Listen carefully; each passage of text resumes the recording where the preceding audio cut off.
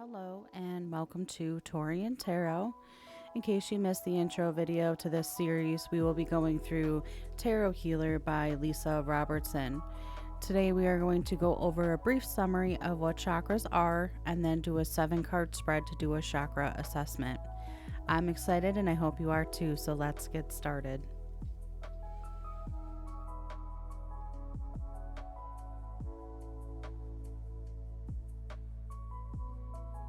Before we can dive deep into our chakras, I think it's important to get an understanding of what they are. Imagine spinning balls of energy at specific locations in your body, each serving its own purpose. When your chakras are healthy and aligned, they spin at just the right rate in unison with one another. If one is spinning too slow or spinning too fast, it can throw everything off and you will definitely feel it, but we'll learn more about that later. While we have hundreds of chakras, we will only be focusing on the 7 main chakras in this series. You may be familiar with them as they are the most talked about.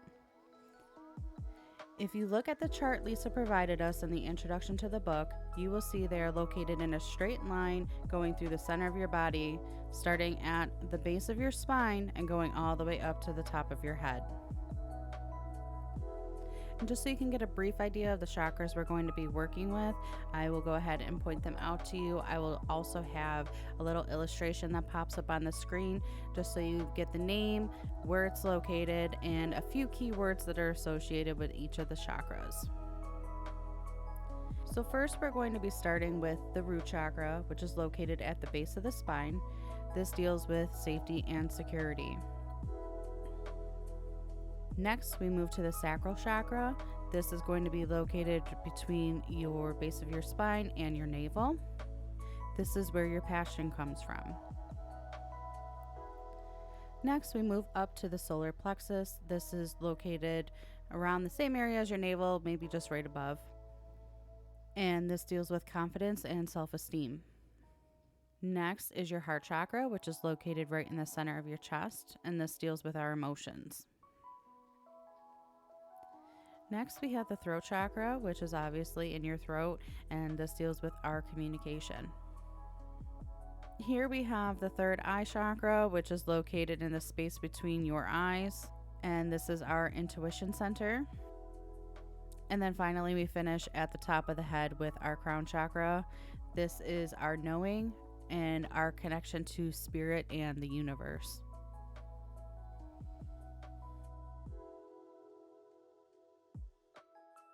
Now that we're a little more familiar with the chakras, it's time to see what they're looking like. We're going to move ahead with our chakra assessment spread. Right away when I started working with this book, I knew it was something special because while many authors shy away from using reversals, Lisa actually has us diving headfirst into them and having us work with them right away in this chakra assessment spread that she came up with. I personally have always embraced them, believing that they had just as much importance as the upright meanings. Some readers just don't care for them, some don't resonate with them, others just can't be bothered with them. But Lisa goes ahead and explains in her book some of the reasons why she has you do it with the reversals. For one, we are going to be just doing a brief overview of our chakras. We're not going to be looking into each individual card and really dissecting what it means for that particular chakra. Instead, we're just going to look at the overall picture. So this helps us focus on that. She also feels that there's a different type of energy flow when we're working in the reversals as opposed to the upright, where the upright is more of a fixed position, when there's room for flow and interpretation and movement when the tarot card itself is in the reversal position. This is also part of the reason why I chose the deck that I'm working with, because if you aren't familiar with reversals or prefer not to work with them, these cards can help with that.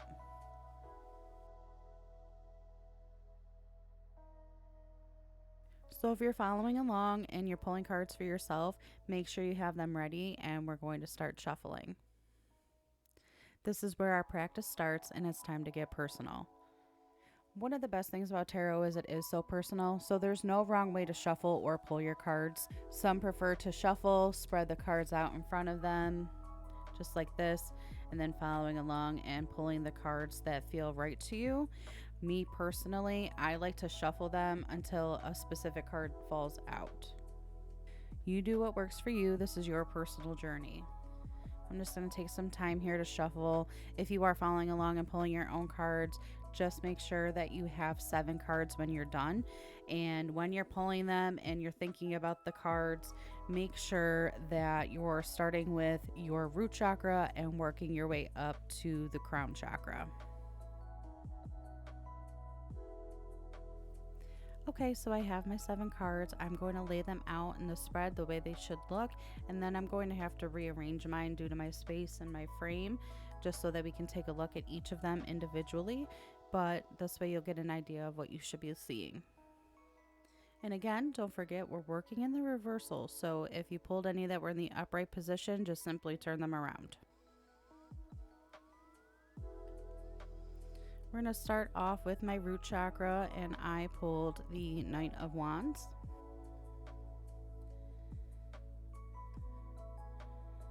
For my sacral chakra, I pulled the Devil. Honestly, I'm not too worried. A lot of people get scared when they see that card, but like all of the cards, they have multiple meanings. For my solar plexus, I pulled the 8 of Cups. For my heart chakra, I pulled the 10 of Swords. Honestly, that doesn't surprise me too much. Moving on to my throat chakra, I pulled the Knight of Pentacles. For my third eye chakra, I pulled the Queen of Wands. And then finally for my crown, I pulled the King of Pentacles. Just going to take a minute here and lay them out so that we can look at each of them individually. While I'm doing that, feel free to take your journal out so that we can go over what we're going to be writing down in it.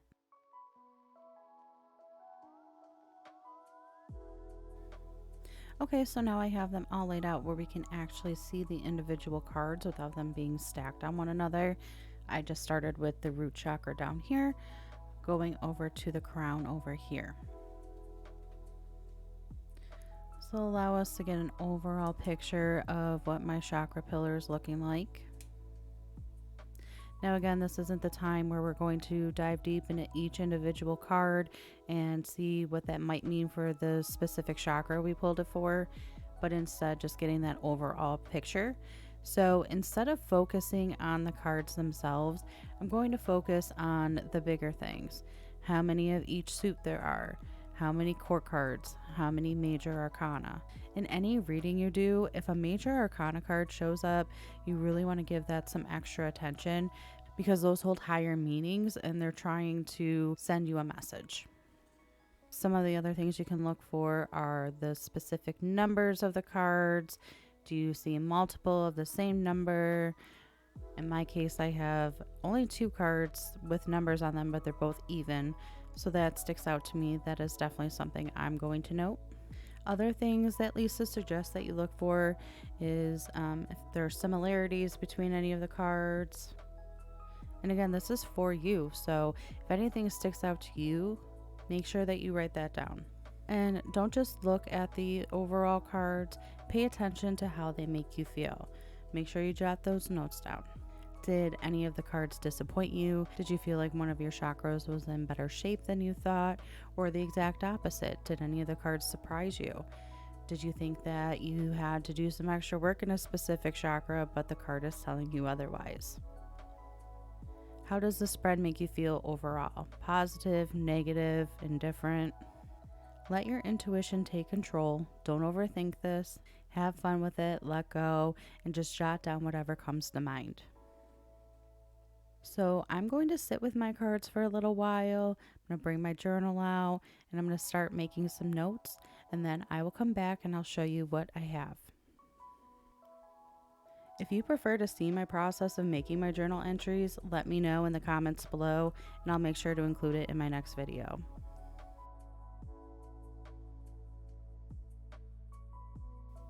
First, I will say I know the date's a little off. I've had to record this video 3 times. I'm hoping third time is the charm here. But for now, we're just going to go through the notes that I've made. I know it's not too in depth. I didn't write down a lot, but that's the whole point, is just to get an overview of everything. And the best part about using these tarot stickers that I mentioned in my introduction video is the fact that even when I put these cards back in the deck, I still have them laid out in front of me to refer to later. So if I wanted to sit with it more and write down more notes, I have that ability. So I'm going to go ahead and make sure I link those stickers down below again. That way, if you wanted to grab them, I think they were like $8 on Amazon. And for somebody who's been doing tarot journals for over 15 years, I can say I really wish I would have done it sooner. So especially if you plan on going through this process with me, I would highly recommend them. So just to give you an idea, here's a sheet. You can see this is where I pulled my devil card from. And I think you get like 4, maybe even more sheets for each of the different suits and the major arcana. It also comes with a nice little cheat sheet where you can stick somewhere if you need it. So again, I highly recommend. Okay, so now to go into my notes. Again, I was just keeping it simple. So I started with writing down the different suits that I have. See here I have 2 wands, 2 pentacles, 1 sword, 1 cup, and then the major arcana to make up the 7th card. I don't have an overwhelming number of one particular suit, so there was really nothing noteworthy there. But I did make a little note here. The 2 wands and the 2 pentacles reminded me of a Taurus Aries type of energy, and I'm a Taurus Aries cusp, so I thought that was something worth noting. Then I think the biggest thing that stuck out to me was that 10 of Swords that I pulled for my heart chakra. The feeling that I get from that is, for one, I've always had issues with my heart chakra. Lots of trauma, lots of trust issues. It's been something I've been working on ever since I got certified in Reiki. But clearly there's still work that needs to be done. On top of having that heavy energy over my heart chakra, it's right in the middle of my pillar. So if you know anything about Reiki and chakras and the energy flow in your body, you would know that that would cause an issue. So that's what these illustrations are here. That's just my mental note of there's definitely a blockage going on there from that 10 of Swords energy. So instead of the constant up and down flow that you normally get when all of your chakras are healthy, this 10 of Swords is blocking that flow. So you have the energy flowing here and bouncing back up, and then you have the energy here that's stuck and is going like this. Now, typically what you want to see is healthy energy starting at the root and flowing all the way up to the crown. But that goes along with another note that I made here showing that the energy is lower here and the energy is higher here. Not only do I have that blockage, but they're also out of balance. I also thought it was worth noting that all 3 of them are court cards, and it's the Knight, Queen, King, which I also thought was interesting. I'm not 100% sure what that means, but I definitely thought that was worth noting. So moving on from that 10 of Swords, I also had some notes for my solar plexus. And while we're not delving into the meaning of the cards and their effects on our chakras, I did make a note that the 8 of Cups, when it's in its reverse position, does illustrate stagnation and feeling stuck. And the reason I did that is because that is definitely something that I have been feeling for a while now. And I think that that is part of the reason why I have that 10 of Swords energy on my heart chakra. So I just made a little note here. Start following your heart with an arrow going up to the heart chakra, thinking that if I can clear some of that stagnant energy and get back into my passions and what I love, that would start clearing out some of that 10 of Swords energy, allowing the energy in my body to flow more freely. Moving on to the next note that I have here. This is just noting those 2 cards that I mentioned earlier that are the only cards that have numbers on them. Sometimes it's not having more of something, but the lack of that's worth noting. So with only having those 2 cards with numbers on them, I definitely think that's something to take into account too. Not to mention that I'm also very interested in numerology, so numbers are sticking out to me all the time. So for that, I just put that they're even numbers. When you add them together, you get 18, which is a spiritual number. And then if you're not familiar with numerology, usually when you're working with them, you add the 2 digits together to get it down to a single number. So with 18, 1 plus 8 is 9, which is a very spiritual number as well. And it's actually the number of completion. So I just made note of that there. Then for the last 2 cards, I really didn't have much to note. I don't know if it goes with that stuck energy feeling or the low energy, but I just made simple notes that this is my only major arcana card, and then again with the 4 court cards.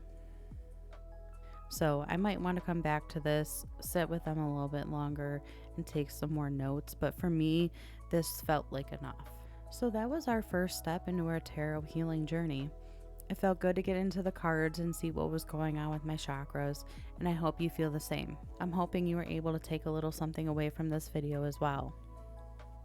Next time, we are going to start diving deeper into the chakras and learning about the role our root chakra plays.